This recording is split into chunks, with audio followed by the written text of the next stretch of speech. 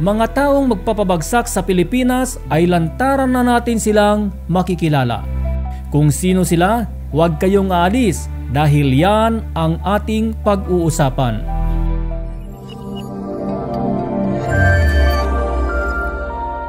Mga minamahal naming kababayan, tayo ay makakatulong sa ating ekonomiya sa pamamagitan ng inyong pag-subscribe, panonood, pag-like, pag-share at pag-komento sa ating mga videos.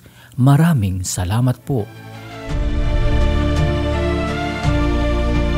Bagaman iniiwasan kong pag-usapan ang bagay na ito, ngunit sumusobra na ang mga nababasa kong pagmumura at below the belt na salita sa comment section ng ilan sa aking mga uploaded videos, at pati ako ay minumura na din.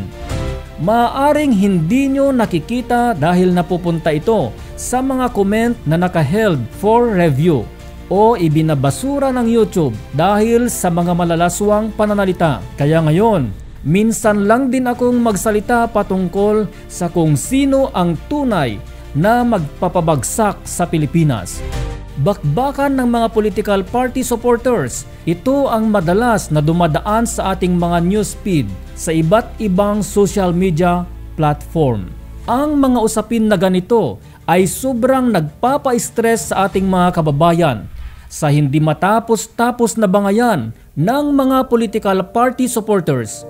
Sabi ng ilan, ito ay kalayaan na magsalita kaya't nararapat na lumaban. At sabi naman ng ilan, ito ay kalabisan dahil sa kawalan ng respeto at pagmumura. At paulit-ulit na lang ang mga ganitong pangyayari sa ating bayan. Pero ang tanong ngayon, sino ang tunay na magpapabagsak sa Pilipinas? Tignan natin maigi ang epekto ng mga bangayan na ito. Kapag tayo ay nagbabakbakan, ay nagiging tagapagtanghal o performer tayo sa iisang entablado. Habang pinapanood tayo ng mga international viewers, ano ang imahen na ibibida natin sa kanila? Mahihikayat ba natin sila na mamuhunan sa bansa kung hindi maganda ang ating programa na itinatanghal sa entablado?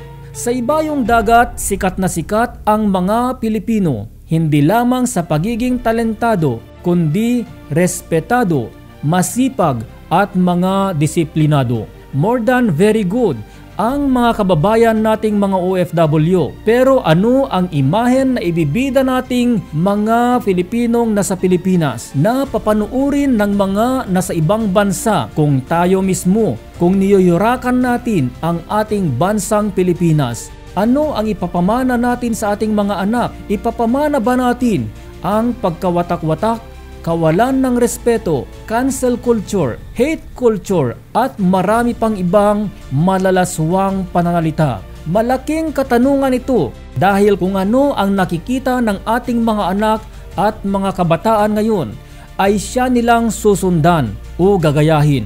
Sigurado ako na ayaw nating lahat na maging toxic ang ating mga anak. Ano na lang ang mangyayari sa atin kung sanayin natin na magiging ganito ang bayan natin?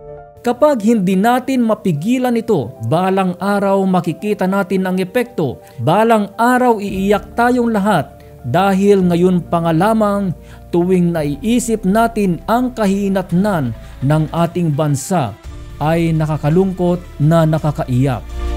Ang sagot sa katanungan kung sino ang tunay na magpapabagsak sa ating bayan ay walang iba kundi tayo lang din na mamamayang Pilipino. Dahil wala naman magagawa ang sino mang politiko kung wala ang suporta nating mga mamamayang Pilipino.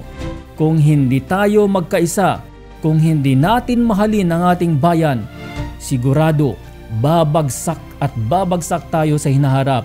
Kaya't ito na lamang ang huli kong alas na magagawa. Ang laging manawagan sa inyo, mga mahal kong kababayan, na ipagtanggol natin ang ating bansa. Mahalin natin ang Pilipinas. Sa mga bagay na aking binabanggit ay hindi ito humihikayat sa pagkawatak-watak, kundi para makita natin kung ano ang maaaring bunga kapag tayo ay nag-aaway-away. walang problema na pumuri sa mga politiko dahil sa kanilang mga magagandang nagawa. Ngunit nawa, iwasan natin ang siraan, pagmumura at kawalan ng respeto sa isa't isa. Sa maniwala kayo o hindi, ang isang lakas ng bayan ay nasa pagkakaisa ng mga mamamayang Pilipino. Ang magandang halimbawa dito ay ang South Korea. Ilang beses nalubog sa utang ang South Korea pero mga mamamayan nila ay nagkakaisa kaya sila nakakabangon mula sa pagkadapa sa krisis na kanilang mga pinagdaanan. Ipinapaalam ko sa inyo mga kababayan na ako ay pro-Pilipinas at pro-Pilipino. Ang tanong na nga lamang, sasamahan niyo ba ako sa laban na ito para tapusin ang hate culture at pagkawatak-watak sa ating bansa? Ang kasagutan ay nasa inyo na lamang at ipinapaubaya ko na yan sa inyo. Maraming salamat sa inyong panonood at pakikinig hanggang sa pagsasama-sama natin sa aking channel. Mabuhay po tayong lahat. Kung nagustuhan mo ang video na ito, ay pindutin ang like, subscribe at huwag kakalimutang pindutin ang bell icon para updated sa ating mga upcoming videos. Inaanyayahan ko rin kayo na bumisita sa iba pa nating mga videos na nasa inyong screen. Maraming salamat po.